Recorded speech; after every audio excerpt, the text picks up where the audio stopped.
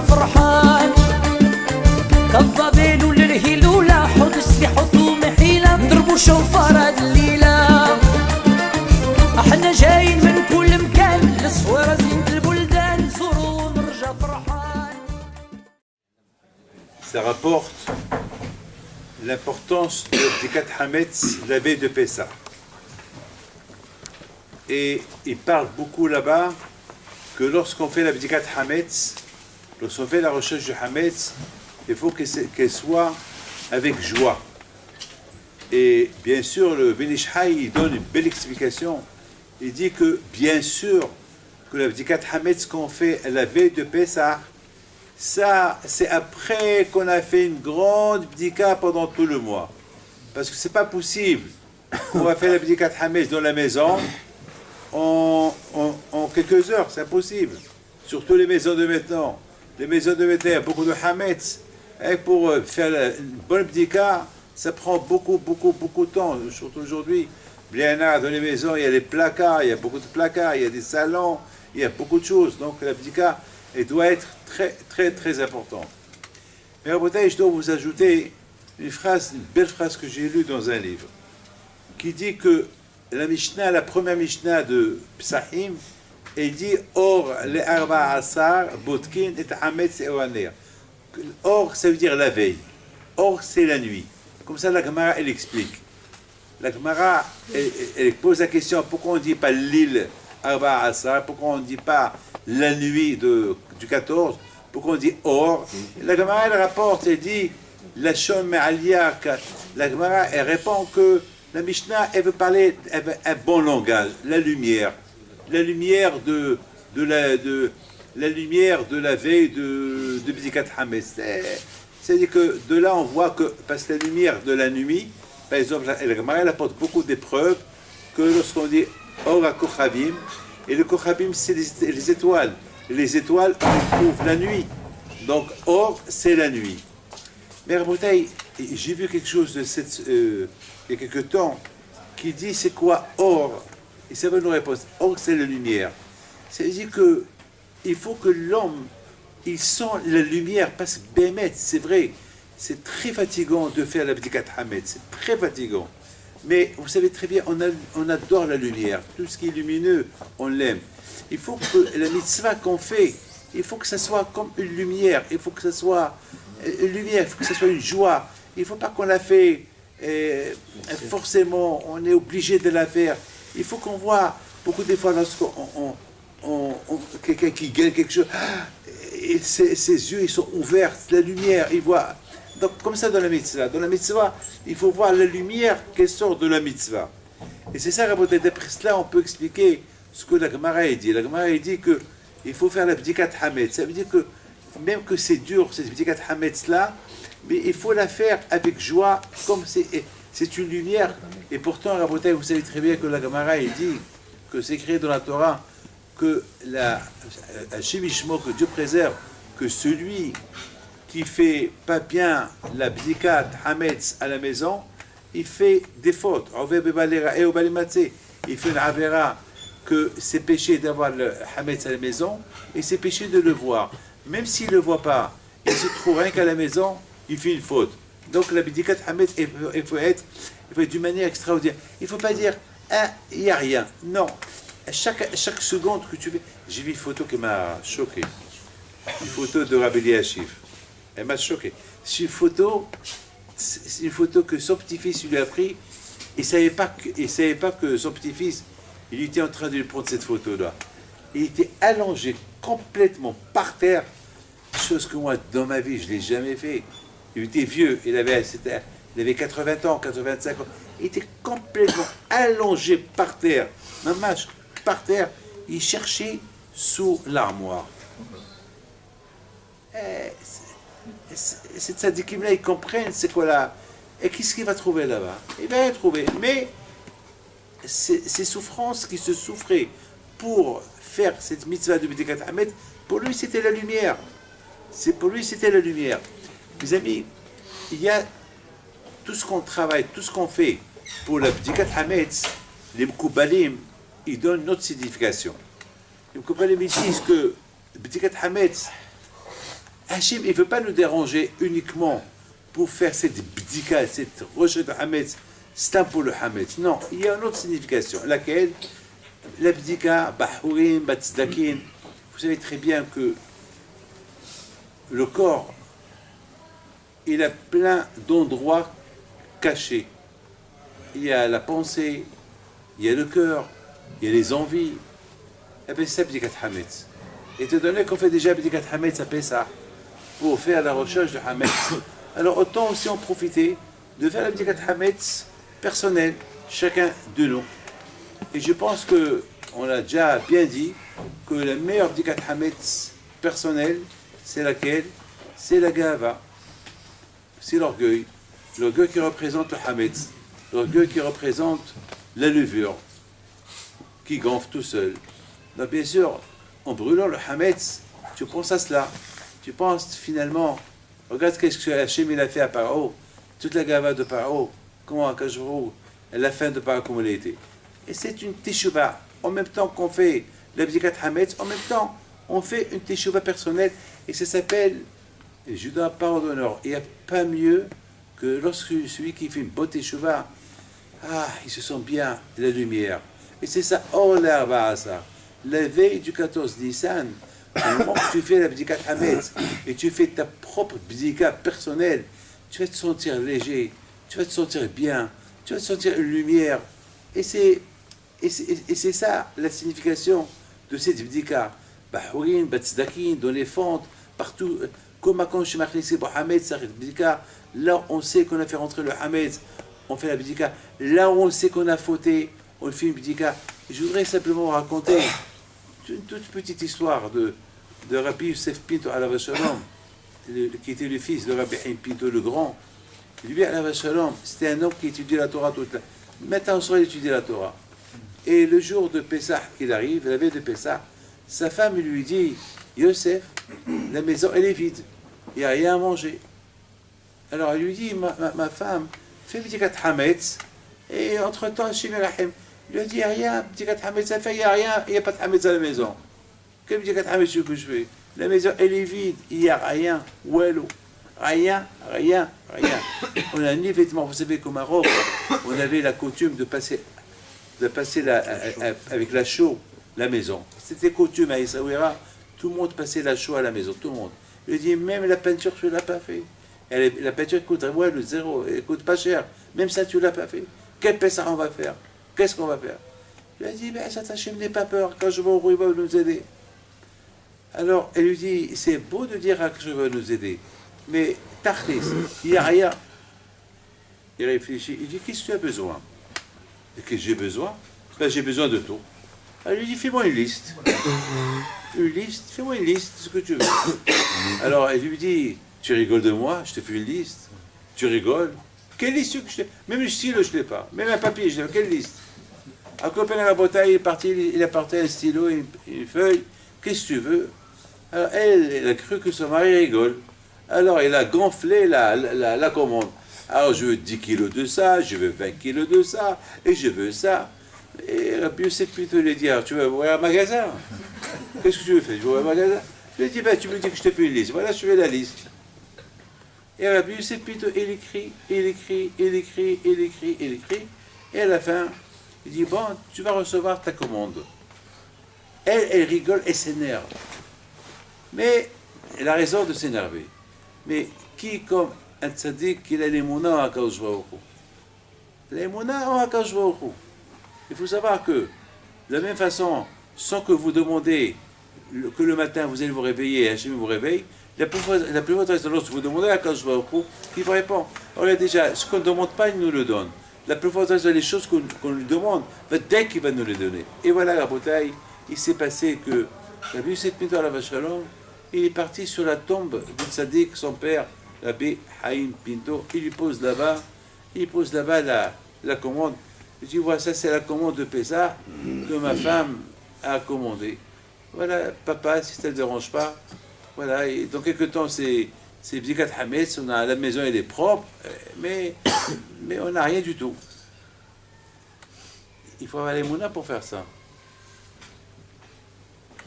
Moi, je l'ai fait. Moi, alors, je devais faire la Hilula de Rabbi Pito et Essaouira. Je n'avais pas d'argent. Et j'ai demandé à quelqu'un qui me prête de l'argent. Et alors, je lui ai donné la somme. Il m'a dit, non, je ne peux pas te donner cette somme. Et qui sait que tu vas faire de l'argent à la Hilula et peut-être tu ne vas pas me payer. Je dis, attends. Je dis, déjà, toi, tu vas venir, tu vas donner. Et tes enfants vont venir, ils vont donner. Et plus celui-là va venir, il va donner. Et plus celui-là va venir, il va donner. Ce qu'ils vont me donner, je te paye. Je dis, non. Et si personne ne vient? Je dis, ah, qu'est-ce que tu veux? Je dis, mais tu sais quoi? Tu vas me donner, on va remplir le tiercé. Le tiercé. C'est un dimanche, le tiercé. Et on va remplir le quartet, ça veut dire 5 numéros. Et on s'associe. Et si on gagne, alors tu as ton argent, et c'est pas la peine que je te prête. Je crois que c'est la première fois dans ma vie que je joue le tiercé. Et je n'avais pas d'argent. Je dis, tu sais, même l'argent, je n'ai pas. Il m'a dit, pour ça, je te prête.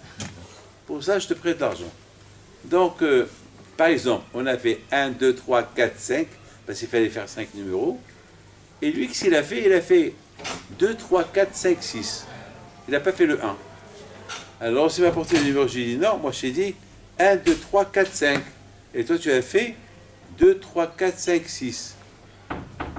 Alors, il faut faire 1, 2, 3, 4, 5. Finalement, c'est ce qu'il a fait. Il est parti, il a acheté notre tiercé. 1, 2, 3, 4, 5. J'avais besoin de 2,6 millions de l'époque. 2,6 millions de l'époque, parce qu'à l'époque, ça marchait en millions au Maroc. C'est-à-dire 2600 € à peu près. Et voilà, il vient le soir, il me dit, David, on a gagné 2 fois le tiercé, 2,6 millions chacun. Il est rentré 1, 2, 3, 4, c'est-à-dire on l'a gagné en ordre. 1, 2, 3. 4. Ma match, on l'a gagné 2 fois. Il m'a dit, dommage qu'on n'a pas rempli beaucoup des numéros comme ça. Je dis, écoute, moi, et je l'ai raconté à mon père. Il me dit, mon père, tu vois, et la prochaine fois, ne joue pas le tiercé. Là, tu as mis HM en épreuve, mais lorsqu'on veut quelque chose, il faut le demander à Kadosh Baruch Hu. Il faut pas. Et c'est la seule fois que j'ai joué. C'est la seule fois que j'ai joué.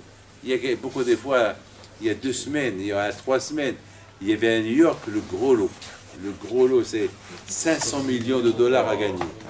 Et tous les Hasidim, c'était les jours que je recevais les gens, et chacun qui rentrait, il me mettait le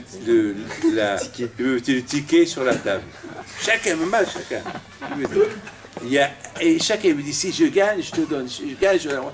Il y a une personne qui me dit, Rabbi David, voilà, vous le gardez, si vous gagnez, vous-même vous me donnez la moitié. Voilà, je vous fais confiance. Parce que je sais qu'il y a des gens qui vont gagner, ne vont rien vous donner. Voilà, moi je vous le donne, je vous fais confiance, ils gagnent.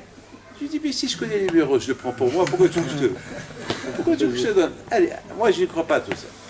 Rabotai, Rabbi Yosef Pinto alav shalom, il a laissé sa commande sur la tombe de Rabbi Haïm Pinto, son grand-père. Il est parti à la yeshiva. 4 heures plus tard, il y a un riche qui vient chez Rabbi Yosef Pinto. Il va à la maison, il ne le trouve pas. Sa femme lui dit, il doit être à la yeshiva. Il va à la yeshiva, il le trouve. Il lui dit, Rabbi, j'ai reçu ta commande. Ton père, il m'a envoyé ta commande et tout est prêt dans 1 heure où, chez qui je dois emmener tout. Je dis, chez moi à la maison. Est-ce que c'est caché à la maison? Elle est cachée, mais ma maison, elle n'a pas été, on n'a pas passé la peinture. Alors si ça vous donne, puis tu fais la mitzvah, fais-la jusqu'au bout. Si tu peux envoyer des gens pour passer un coup de chaud, un coup de peinture à la maison. Il lui dit, comment tu as reçu la commande? Rabbi Yosef Pinto dit, comment tu as reçu la commande? Il dit, je faisais la sieste, et certainement, ce papier-là, il dit, je peux voir le papier? Il dit, ah, ça c'est le papier que j'ai posé sur la tombe de mon père, certainement il y a un vent qui est venu, et ce vent-là, il l'a fait rentrer, il l'a amené chez toi à la maison. Très bien. Alors, tu prends tout ça à la maison. Alors, sa femme, de Rabbi Yosef Pinto, elle voit tout ça, Et il dit à son mari, puisque tu connais chez qui passer les commandes, pourquoi tu ne le fais pas tout le temps? Il dit non, c'est pas tout le temps, c'est Pessah, il ne faut pas déranger. Lorsqu'il faut déranger, il faut déranger. Maintenant, c'est à Koper Rabotai exactement ça pour arriver à être comme Baal Shem Tov, comme ces grands tzadikim, Rabbi Akiva Ger, tous ces Rabbi Haim Taib Lomet, tous ces grands tzadikim. Mais dès que ces tzadikim-là, ils ont accompli ce que Arizal Akadosh il dit. Qu'est-ce qu'il dit Arizal Akadosh? Arizal Akadosh il dit que celui qui fait attention à ce qu'il mange à Pessah et que rien de Hametz il rentre dans sa bouche, certainement qu'il ne va pas fauter toute l'année. Certainement qu'il il sera toujours proche de Akadosh Baruch Hu. Lorsqu'on dit le mot Pessah ou Lachem, Pessah c'est pour Akadosh Baruch Hu, qu'est-ce qu'on dit? Pessah, la bouche qu'elle parle. Et c'est quoi la bouche qu'elle parle? La bouche qu'elle parle. Elle ne parle pas la bouche qu'à Pessah. La bouche, elle parle toute l'année. Et toute l'année, on parle de Pessah. Il n'y a pas un jour qu'on ne parle pas 20 fois sur la sortie de l'Égypte. Donc Pessah, c'est la bouche.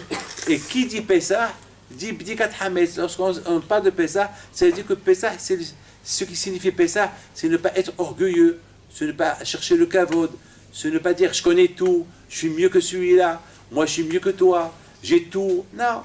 Pessah, c'est pas une fois dans l'année, Pessah, c'est toute l'année. Pessah, c'est tout le temps. Pessah, c'est tout le temps c'est Pessah. Et celui qui a compris que Pessah, c'est tout le temps, il a réussi dans la vie. Lorsqu'on fait la Bdikat Hametz, la veille de Pessah, c'est pas uniquement la Bdikat Hametz, la veille de Pessah, et stop, point final. Non. La leçon qu'on retient à la veille de Pessah, c'est une leçon pour toute l'année. Qu'est-ce qu'on retient à la leçon? Bdikat Hametz, on fait la recherche de Hametz, on enlève le Hametz, on enlève le Gahaba, on enlève tout ce qui est dans le cœur, dans la tête, puisqu'on a annulé ça, qui reste annulé pour toute l'année. C'est un travail, c'est pas facile. Maintenant, Arizal Akadosh dit que celui qui fait attention, que le Hametz ne rentre pas dans la bouche de la personne, à Pessah, c'est certain qu'il ne va pas fauter toute l'année, il ne veut pas dire le Hametz Mamash. Parce que le Hametz Mamash va dire qu'on ne va pas le manger. Mais l'autre Hametz, qui s'appelle Gahava, ce Hametz-là qui s'appelle Gahava, celui qui a compris c'est quoi le Hametz à Pessah, il va faire attention à cette Gahava qui représente le Hametz à Pessah. Alors certainement toute l'année, si toute l'année fait attention, donc il ne va pas, Hashu Shalom, il ne va pas manger du Hametz, ça veut dire il ne va pas avoir la Gahava pendant toute l'année. Regardez Rabotai, regardez ces tzadikim là, ces grands tzadikim. Mais c'est de la folie. C'est ces grands tzadikim, leurs paroles, ils sont écoutés chez Akadosh Baruch Hu. C'est parce qu'ils sont annulés. Ils sont complètement annulés devant Akadosh Baruch Hu. Et c'est ça, Or la lumière du 14. On dit que 14, c'est Gematria David.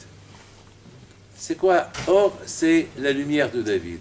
C'est quoi la lumière? C'est-à-dire que la naissance, le début de la Géoula, de Mashiach ben David, et commence à Pessah. C'est la lumière.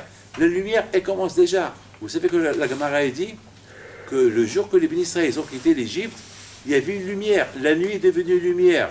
La nuit, elle est devenue lumière. Aujourd'hui, Rabotai, on est en plein exil. L'exil, c'est l'obscurité. Et bien, Hachem, or les Arba Asar, lorsque on se prépare et on comprend c'est quoi la signification de Pessah, ce que représente le Hametz, ce que représente le Hametz, c'est pas que le pain, c'est aussi la gaba, l'orgueil, etc. Et tu annules ça, tu vas te sentir lumière. Vous savez, Rabotai, il y a un juif, il vient chez moi, un juif, il est rentré chez moi, il était heureux. On pouvait voir, on dirait qu'il a gagné au loto. Il était heureux. Et ça va, Rabbi David, il était content, il était bien. Je lui dis, pourquoi tu es content? Tu as gagné au loto, pourquoi tu es content? Il dit, non, je n'ai pas gagné au loto, mais bon, Hachem, j'ai gagné quelque chose. Je dis, quoi que tu as gagné? Quoi? Associe-moi avec ton aventure, je veux savoir, c'est quoi? Qu'est-ce que tu as gagné? Il me dit une phrase simple. Il me dit, j'avais un Yitzhara de me venger de quelqu'un qui m'a fait du mal. Et au lieu que je me venge de lui, je lui ai fait un sourire. Et l'autre, il me regarde. d'une manière, mais pourquoi tu me fais un sourire? Pourquoi tu ne te venges pas de moi? Alors je lui ai dit, qu'est-ce que tu as fait? Il m'a dit, je lui ai serré les mains avec un grand sourire, et il était étonné. Il m'a donné ses mains, il m'a dit merci. Je suis content. C'est ça la beauté de la Galaba. Lorsqu'on surmonte l'orgueil, lorsqu'on surmonte le kavod, je vous donne la parole d'honneur. On croit qu'on a été insulté, on croit qu'on a été puni, mais le contraire, il y a une joie du ciel qui descend. Il y a quelque chose que vous ne comprenez pas. C'est ce qu'on appelle les lumières qui sont invisibles, qu'on ne les voit pas. Vous savez que chacun de vous, vous savez que la Gemara dit que lorsque vous voyez un chien qui se serre contre le mur, c'est qu'il a vu Malach HaMavet. Il a peur du Malach HaMavet, alors il se serre contre le mur pour ne pas que le Malach HaMavet le touche. La Gemara, elle fait une expérience. Elle dit qu'il y avait un rave qui l'a dit, c'est impossible. Alors le Harim lui a dit, alors, essaye. Qu'est-ce qu'il a fait? C'était dans une ville où il y a toujours des chiens. Il a vu une fois un chien qui se serrait contre le mur. Et qu'est-ce qu'il a fait ce rave? Il a pris le chien, il a poussé du mur et le chien il est mort. La Gemara raconte ça. Et le chien il est mort. C'est-à-dire qu'il y a des choses invisibles. De la même façon que le chien, ce qu'il voit, nous on ne voit pas, il y a des choses que nous aussi on ne voit pas. Est-ce que vous voyez un malach qui va naître avec une mitzvah que vous faites? Non, vous ne voyez pas le malach. Est-ce que vous voyez le malach? Est-ce que vous voyez le malach qui va naître d'une avera? Non, on ne le voit pas.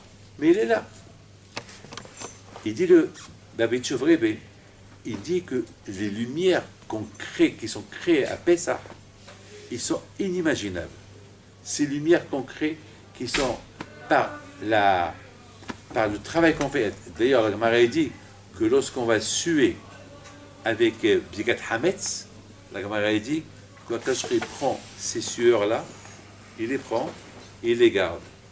Il y a aussi une Gzera, il prend la sueur de la mitzvah, il efface la Gzera.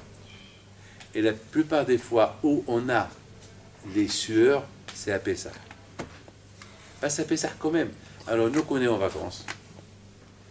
Eh ben, c'est pour ça qu'il faut savoir que même chez vous à la maison, il faut faire avant même que vous vendez, même que vous faites tout, il faut toujours faire, il faut sentir la mitzvah. Dommage de rater la mitzvah.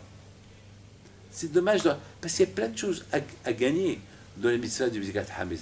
Moi aussi, tout le temps en général, je ne suis pas à la maison à Pessah. Mais avant Pessah, ma femme, je l'aide, on jette ce qu'il y a à jeter.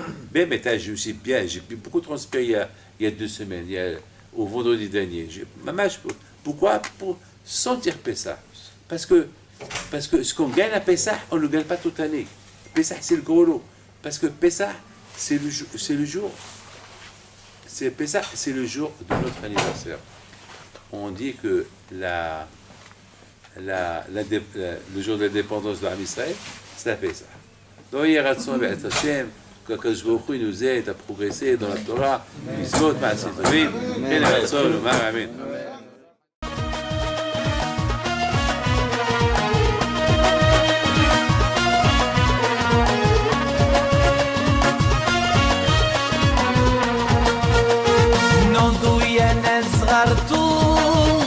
على ربيع حيم بنتو وقف لنا زي خو